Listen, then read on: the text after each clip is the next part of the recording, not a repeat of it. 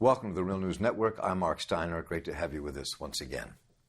On September the 15th, 2008, the financial meltdown began with the bankruptcy of the Lehman Brothers.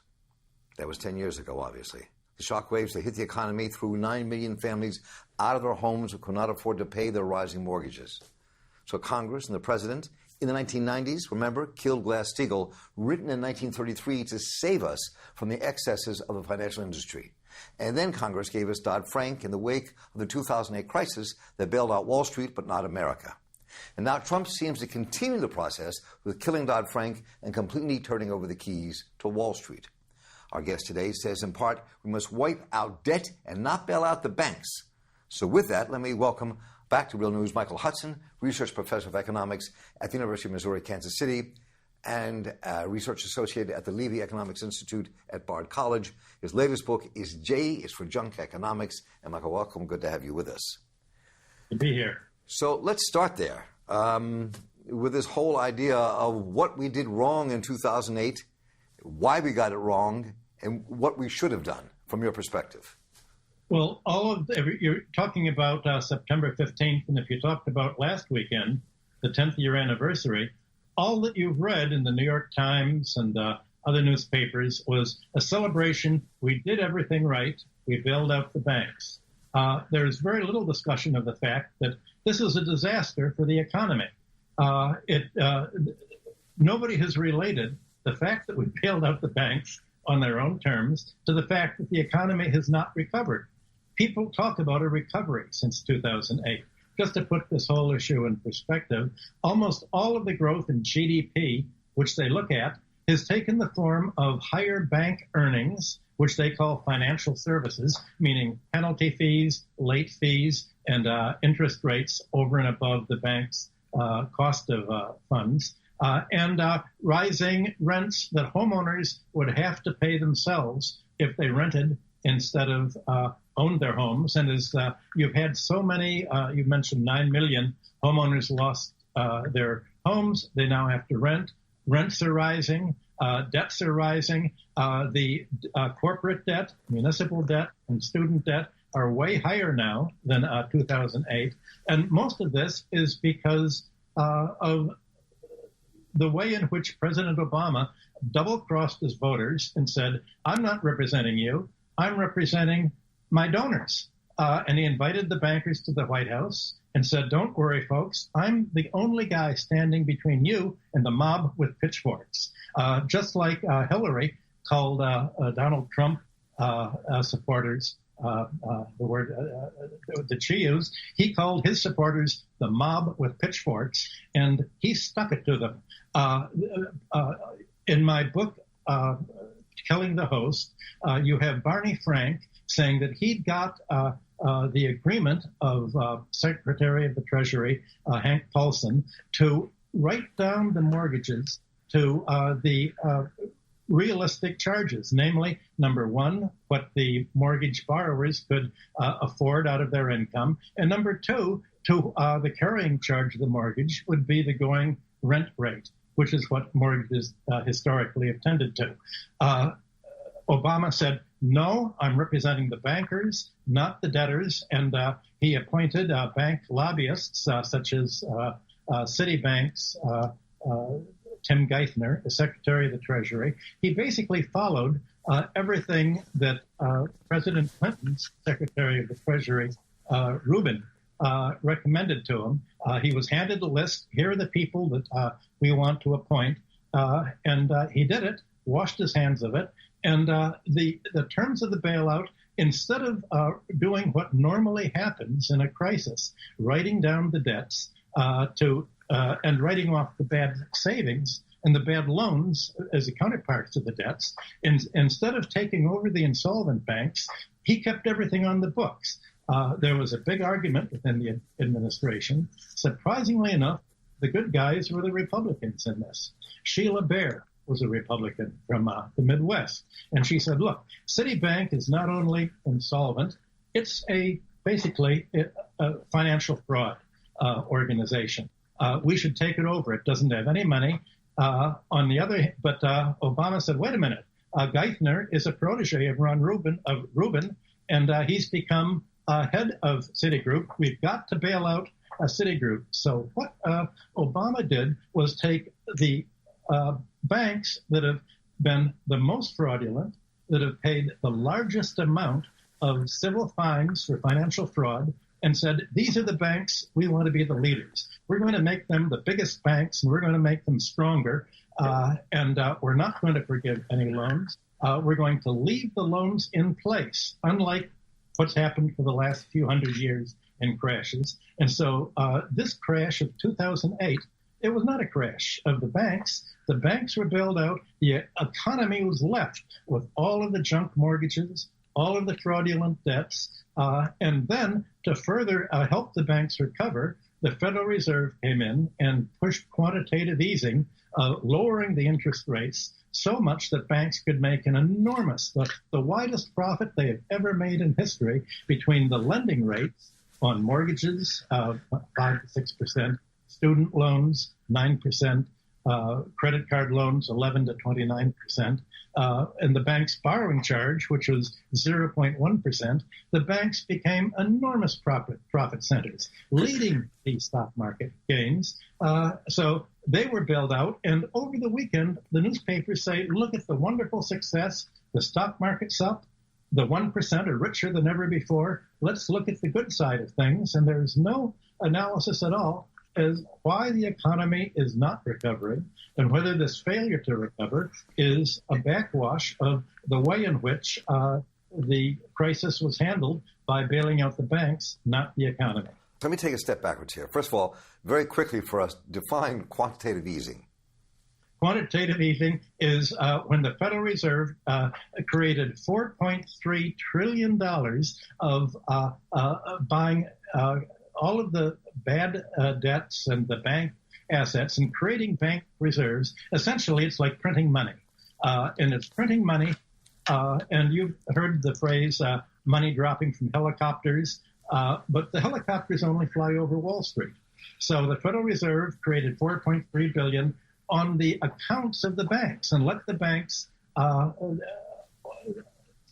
get through the fact that they'd made recklessly bad loans. They'd made reckless losses. Sheila Bair, in her autobiography, wrote about how Citibank was the most mismanaged bank in America, not quite as fraudulent as Countrywide or Bank of America, but simply incompetent by making bad gambles under Prince, who ran the thing.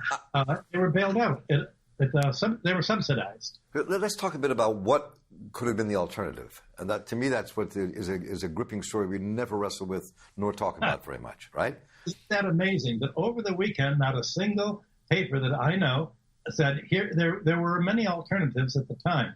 The alternative that was talked about, mainly by Republicans, was saying, okay, these mortgages were fraudulently written. That's why the whole media were using the word junk mortgages. They say we should write down the mortgage to the ability of the mortgager to pay out of 25% of their income or whatever, or the carrying charge for the mortgage would be the same that they could rent. In other words, if someone's paying $600 a month or $1,200 a month in mortgage payments, but for $600 a month, they could rent the identical house next door, you'd reduce the mortgage to the realistic value because the banks had hired crooked appraisers and their own crooked firms to give false valuations on these loans they made in order to sell them to gullible people like German Landesbanks and pension funds. So in 2008, some Republicans, along with some economists who were to the left of Wall Street, were talking about bailing out people who were in debt,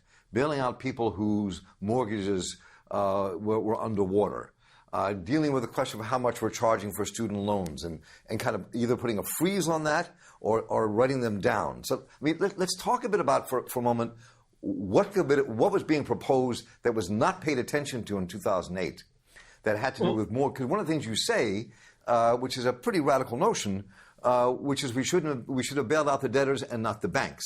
So let's start there. What does that mean, and how does that work?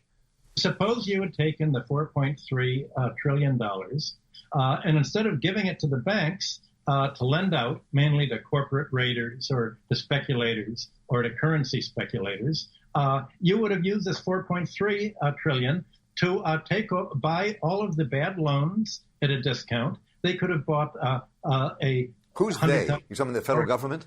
Federal government could have bought the junk mortgage loans in default for maybe a quarter of the value. Let's say $25,000. This is essentially what Blackstone Realty did and what private equity people did, buying the foreclosed properties. The governments could have bought from the banks their bad loans, and instead of foreclosing, they'd write down the loans to the realistic market price that the market was pricing the property and the loans at.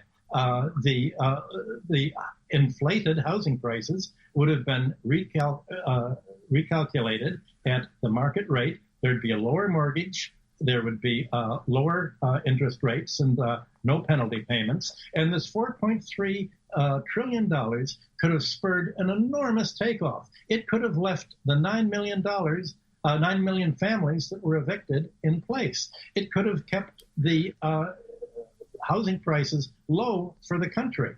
It could have kept the purchasing power of homeowners available to be spending on goods and services, and the economy would have recovered instead of stagnated. That wasn't done because the financial sector was running the Democratic Party's policy and politics, not the voters. All right, so I mean, but they've been doing this for a long time. I mean, whether it was President Bush or President Clinton, and going after pieces of West-Eagle and finally killing it and the rest, which you can talk about in a minute if we have time today. I mean, but the issue seems to me, people would say to you in response, well, what about the banks? That's where our money is. That's how we get our loans. That's who finances small businesses in our community. How can you not bail them out? How can they not be the centerpiece of this along with us, whose homes are underwater? Well, just about everybody who listens to this show has their bank accounts guaranteed by the Federal Deposit Insurance Corporation, the FDIC. Sheila Bair was the head of the FDIC. She was leading the advocacy to take over the banks and essentially wipe out their stockholders because they were holders in a fraudulent organization, wipe out the bondholders. And in her autobiography, she was opposed. She said, we could have taken over Citibank. Every insured depositor would have had their money. What does it mean to take over Citibank? What does it mean to take over the banks? What does that mean? That means when the bank is insolvent, the government takes it over at a price that is enough to cover the deposits, but or the bondholders. So say that one more time for us. So you're saying the taking over the banks would have guaranteed who and not the bondholders? It would have guaranteed the depositors. There was enough money in Citibank, even though it was crooked, even though it was incompetently managed, even though we know that it's paid tens of billions of dollars for fraud, it would have wiped out the big speculators. But all of the depositors, the bread and butter users, would have been paid. The same for all the other banks. No depositor would have lost, but the bondholders would have lost because the banks essentially would have used their money to pay the depositors and to stay in business, not pay the owners of the banks who were owners of a crooked organization. So where does the money come from then to invest in infrastructure, in new businesses, and whatever else has to be invested in? Well, banks don't invest. Banks, that's the myth. The pretense is that rescuing the banks rescued the economy. But the banks don't make loans to the economy.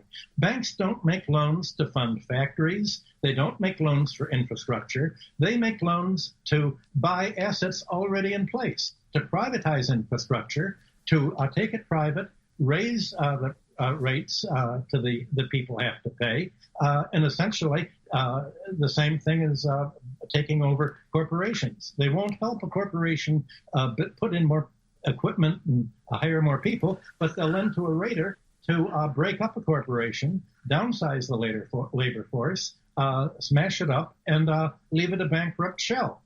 That's the financial management plan. That's what they teach in business schools. The idea that bailing out the banks helps the economy, the fact is that the economy today cannot recover without a bank failure.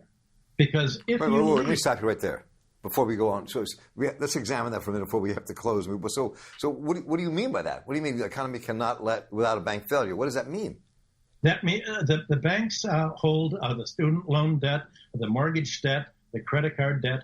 If you leave all of this debt in place, people will not have enough money after paying their monthly nut, after paying their banks, their mortgage payments, their housing payments, all of the monthly stuff. There's not enough money to buy the goods and services that they produce anymore. So the economy is shrinking. You've seen a lot of stories, international and national chains going out of business. You've seen whole streets in New York City being basically half the stores are empty. Nobody's in them. The economy's not recovering. It's limping along, and it's what is called debt deflation. And again, my book, Killing the Host, describes how all of this was described in the 1930s. It's a well-known phenomenon, but nobody talking about the rescue was saying, wait a minute, what was rescued was the volume of debt instead of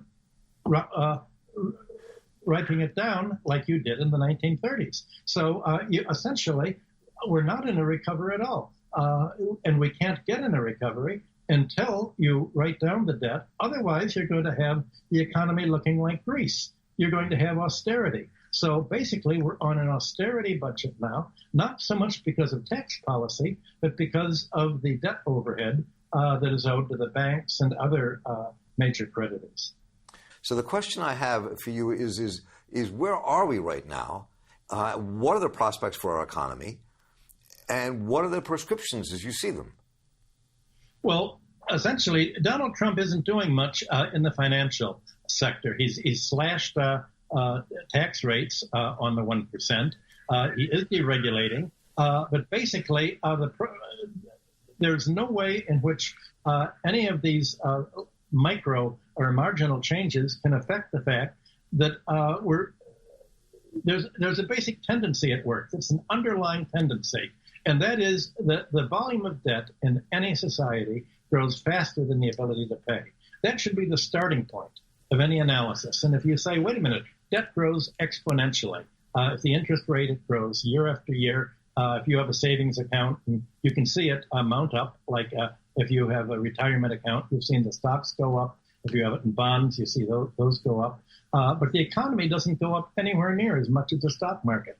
That means that the financial sector and the debt volume grows much faster than the economy can grow. And so families have to spend more and more of their money every month on their mortgage debt or housing, on their credit card debt, on their student loan debt, on their automobile debt, and also in health insurance. They have less and less money to spend on goods and services. So the starting point should be, how are you going to bring the debt payments back in line so that the economy has room to grow? Well, the only way to do this in any society is by writing down debt. Germany did that in 1948 with the economic miracle. They wrote down the domestic debt. So normally, the function of a crisis like the Great Depression was to wipe out the bad debts. But when you wipe out the debts, you wipe out the savings, mainly of the 1%. And the question is, who is the government going to make its policy for? The 1% of creditors or the 99% that the 1% holds in debt? Well, obviously, the 1% is the donor class, and they're writing the laws. So if you have the result of leaving this debt in place, you have the debt-income ratio. That is the proportion of corporate earnings that have to pay for debt service has been soaring because of all of the money that's been, the corporate raiders have gone to the banks, borrowed money, taken over the corporations, and instead of using the corporate earnings to invest in more plant and equipment, they've bought their own stock buybacks to push up stock prices instead of investing. So the financial management philosophy that we have is diametrically opposed to what's needed for economic growth. And that should be the question that people are talking about, because more and more economists are warning given the rising debt ratios, there's going to be another crisis. What we should be talking about when we look back on the anniversary of Lehman's bankruptcy is how do we handle the next crisis in a way that doesn't bail out the banks, but bails out the economy by writing down the debts. And if banks have made bad debts, they've made bad loans. And banks used to be supposed to be conservative and prudent, but if they make imprudent loans and they say, we don't care if the borrower can't pay because we've sold the whole loan off to a pension fund or a German Landesbank, and somebody else is going to take the loss. You have to really restructure the banking system and the financial management and take it out of the hands of bankers to manage. If you leave the Treasury Department and the Justice Department and bank regulators in the hands of bankers, they're going to loot the rest of the economy. They're going to take everything they can, and you want someone who's not bankers to actually do the regulation. But in order to do this, how are you going to get such a group? Well, you have people like Paul Krugman, who came out on the anniversary saying debt is not the problem. It's just the people are all wrong. They're nutty to believe that debt's the problem. It's all the fact. All we need to do is run a bigger budget deficit so that we can spend money into the economy to make it grow enough so that the homeowners and workers will have enough extra money to be able to pay this exponentially growing debt. In other words, the whole economy should be run in order to enable it to pay off the debt that it's run up. This is crazy. The economy should be run to help people's living standards, not to help the bankers and the 1% who own the banks, the bondholders. Well, Michael Hudson, this has been a really refreshing and interesting conversation. I appreciate you taking the time today as we continue to look at where our economy is, where it's going, and what this 10th anniversary means. Michael Hudson, thanks so much. Appreciate your time. Good to be here.